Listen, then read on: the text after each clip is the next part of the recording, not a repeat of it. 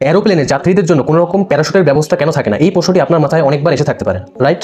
এরোপ্লেনে সব প্যাসেঞ্জারের জন্য যদি প্যারাশুট রেখে দেওয়া হয়, তাহলে কোনো রকম এরোপ্লেনের দুর্ঘটনা ঘটার আগেই যাত্রীরা ঝাঁপ দিয়ে নিজের প্রাণ বাঁচিয়ে নিতে পারবে। কিন্তু এর পিছনে অনেক বড় কারণ রয়েছে। কারণ হলো, একটি সাধারণ প্যারাশুটের ওজনও প্রায় 14 কেজি হয়ে থাকে। আপনি ধরুন এরোপ্লেনে 200 জন যাত্রী রয়েছে, তাহলে তখন 200 জনকে প্যাসেঞ্জারের প্যারাশুট যদি দেওয়া হয়, তাহলে ওই প্যারাশুটগুলোর মোট ওজন হবে 2800 কিলোগ্রাম, শুধু প্যারাশুটের ওজন হবে। আর 200 প্যারাশুট রাখার জন্য কমসে কম জায়গাও অনেক বেশি প্রয়োজন হয়। আর এরোপ্লেনে জায়গা খুবই লিমিটেড হয়ে থাকে, মানে খুবই কম।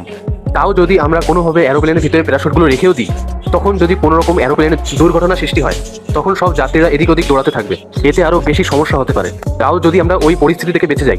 সাধারণত বন্ধুরা, একটি এরোপ্লেন 35,000 উচ্চতায় উড়ে থাকে। ওইখানে অক্সিজেন নায়ের বরাবর থাকে, আর ওখানে টেম্পারেচার প্রায় -50 ডিগ্রি সেলসিয়াস হয়ে থাকে।